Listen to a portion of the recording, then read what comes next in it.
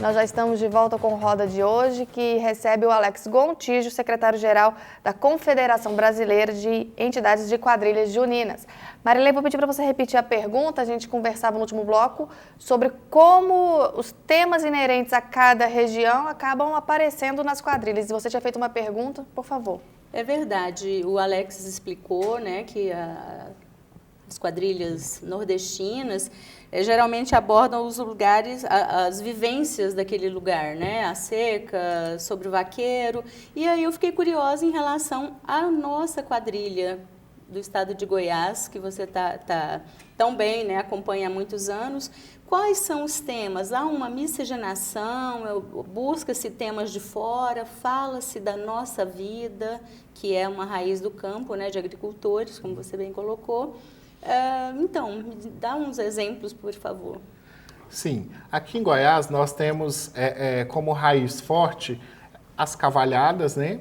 Nós temos a questão das congadas, das catiras e dos violeiros como raiz forte. E a quadrilha inserida nesse contexto.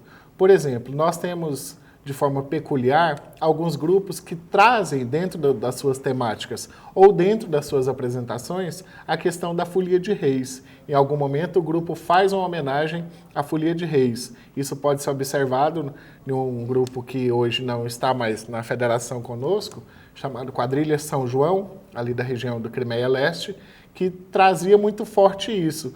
Também a quadrilha Chapéu do Vovô, que traz enraizada a questão da catira. Até hoje eles celebram dentro do seu tema uma peculiaridade, uma particularidade, um pequeno momento dedicado à catira. E isso é muito importante, porque demonstra a raiz goiana.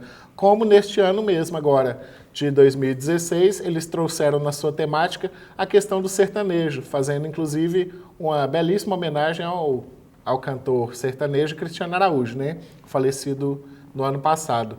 Então, o que nós temos hoje, como primícias aqui de exemplos dessas peculiaridades, são nos grupos que às vezes preservam esses pequenos momentos de homenagens a pessoas, a outros grupos, como eu disse, o da folia ou das catiras, não a um determinado grupo diretamente, mas a arte da catira, por exemplo, como um todo. Alex, como é que se equilibra dentro desse grupo que a gente conversava agora há pouco? Você me dizia que basicamente é formado por adolescentes, né? Então, essa camada mais jovem, essa geração mais jovem.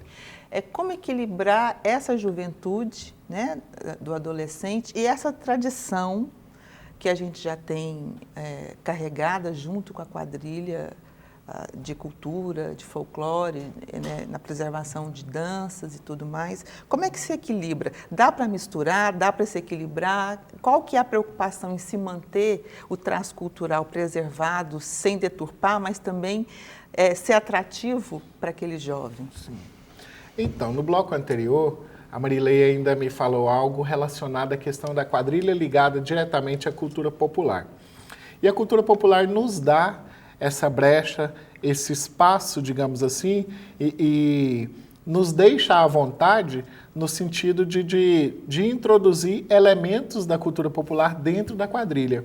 E com relação a isso, também o que a gente falou no bloco anterior, a importância da escola. A escola ainda preserva na transmissão de valores, digamos assim, essa questão da cultura popular, de algumas raízes da cultura popular. E em Goiás é forte algumas dessas tradições. E os jovens gostam, né? Nós temos hoje, paralelo a nós, o skatista, o skinhead, os grafiteiros, e essa galera também inserida dentro do contexto de quadrilha junina. Nós temos várias pessoas conosco que são skatistas, que é a galera do patins, ou a galera não da pichação, como eu disse, do grafite, e dança quadrilha. Tem hip hop? Tem hip hop. Inclusive, nós temos com o CRJ, que é o movimento, uma casa de cultura, né, da região leste de Goiânia, que tem uns raps juninos. Até interessantes. Que é do nosso querido coordenado pelo Black, né? Sim. O Luiz Black, faz um excelente trabalho lá. Perfeito. E o que eu queria colocar em relação a isso, o que imagino também que seja um atrativo para os jovens é esse visual novo, a dança, que seja mais forte, tenha uma pegada animada. Isso também eu acho que é bem bacana, né? Atrai muito a turma. Acredito que sim, porque se você pegar a quadrilha chamada tradicional, aquela que nós conhecemos, que quando eu falo para você, eu faço quadrilha, você já remete na sua mente àquela quadrilha que você dançou lá na escola. E aí quando você vê uma apresentação de um grupo tradicional, de um grupo estilizado de quadrilha, de um grupo recente, você não identifica aqueles passos lá de trás, do caminho da roça, da chuva, da ponte quebrou, do pai da moça. Então você vai visualizar coreografias, que é o que os grupos hoje desenvolvem, coreografias, passos e evoluções, mas sem perder a característica original. Por exemplo, em todos os grupos você vai ver, por mais que a coreografia ou a evolução dela seja inovadora, mas sempre vai ter um passo de roda. Sempre tem um caminho da roça. Sempre tem um passo de mãos dadas com a sua dama ou com o seu parceiro. Então, algumas origens são preservadas e é importante essa preservação da raiz de algumas partes da quadrilha ou alguns elementos, digamos assim, da quadrilha tradicional. Os túneis, por exemplo. Em todo grupo você vai ver um túnel, vai ver um passo de fita.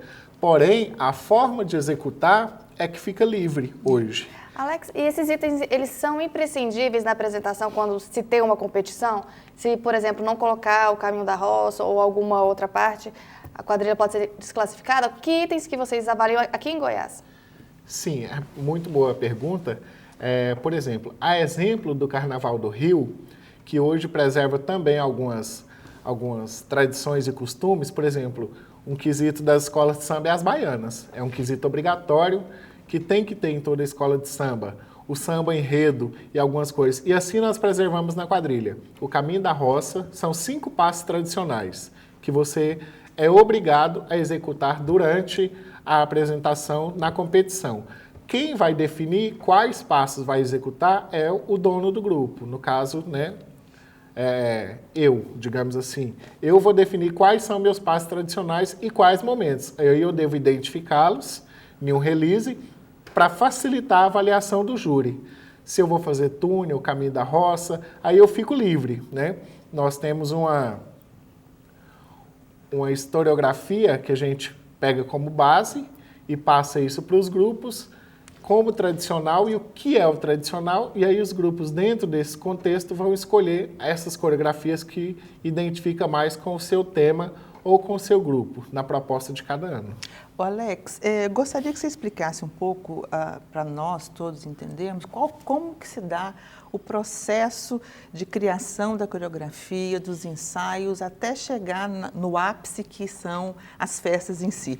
Porque como você aproximou bem a comparação aí das escolas de samba, a gente sabe que quando termina um carnaval, eles já estão pensando no próximo e aí todo aquele ano é levado em consideração para se criar as fantasias, os adereços, os ensaios, enfim. Como que se dá o processo criativo aí nesses grupos de quadrilha? O processo criativo ele se dá a partir da escolha da temática, né? Hoje os grupos em todo o Brasil, e em Goiás não é diferente, nós trabalhamos com temas.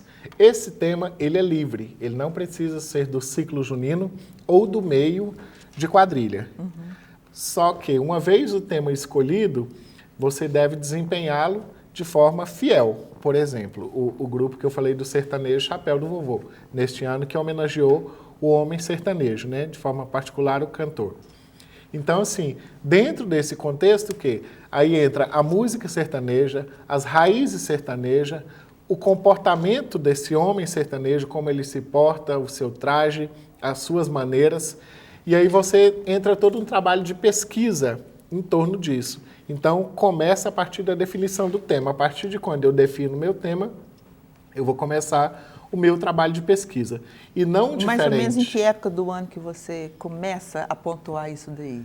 Sim, não diferente das escolas de samba, quando nós terminamos o ciclo junino, por volta do mês de julho, já se inicia o trabalho de pensagem, né, digamos assim, de pensamento, de reformulação do próximo ano, da proposta para o ano seguinte. Então, são 6 meses de ensaios, né, de janeiro a maio, digamos assim, 5 meses.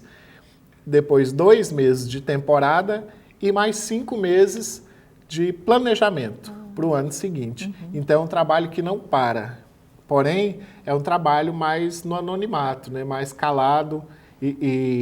Mas as equipes, as diretorias dos grupos, eles não param. Os cenógrafos, os produtores, os criadores Quer dizer, de então, tema, de enredo. dentro do grupo existem então essas figuras identificadas também, né? Quem pensa o quê, quem faz o quê. Sim, o criador de figurino, o criador do tema, o criador de cenário, o criador do repertório musical. Tem que dividir, porque são muitas questões dentro de uma quadrilha que devem ser abordadas e uma só pessoa não consegue. Então, é uma equipe que pensa todo o trabalho de um ano. Existe a preocupação com a formação dessas pessoas específicas, por exemplo, habilidade musical, cenografia, porque assim, como você vai contando, na minha cabeça eu imagino que a coisa vai se tornando cada vez mais profissional na medida em que você tem todo esse cuidado com esses detalhes, com planejamento. Então, assim, as pessoas entram, é claro, com a boa vontade que tem, com a paixão que existe pela dança, mas precisa de algo mais também. Sim, e aí entra o contexto que você disse da formação. Por exemplo, aqui nós dançamos 30 minutos de quadrilha. Quem conhece nossos grupos, e todos conhecem, vê o nível que é de esforço físico. Então, tem toda uma questão de preparo físico, junto a isso, alongamento, questão de preparar mesmo o seu corpo para aquele pique de 20 a 25 minutos. Então, não é diferente com as equipes de produção. Por exemplo, hoje nós temos inserido nos grupos muitas pessoas da Faculdade de Artes Cênicas, que nós temos aqui em Goiás, na Universidade Federal, né? E assim vem os produtores, o pessoal da cenografia, e a gente busca auxílio com algumas pessoas da área do teatro, do Basileu França, de outras equipes de teatro também, que estão inseridas nesse mesmo contexto conosco. Marilei? Sim, eu estava, enquanto você estava dizendo da preparação, eu estava me lembrando de um amigo, jornalista também, Célio Freitas, que é de Jandaia, que tem uma tradição também, uma cidade do interior que tem uma tradição também, né? E esse esforço era visível, essa dedicação, que até foi ele que me apresentou essa paixão pelas festas juninas, assim, pela quadrilha, porque eu falava, o quê? Você não pode tal coisa, porque você tem que ensaiar, tem que isso, e ele, nossa, não posso faltar. Então, assim, o comprometimento é muito especial, realmente, dos dirigentes e participantes. E aí, qual é exatamente o que move essa paixão? O que acontece? Como o carnaval, assim, tem a paixão pela música, pelo samba, pela dança, mas o que move a diretoria? Vocês têm um rendimento bacana? Como que isso funciona financeiramente? Alex, eu vou te segurar de novo. Chamei a Marilei, mas só para fazer aquele suspense. Mas fique com a gente que depois do intervalo o Alex vai responder essa pergunta já já.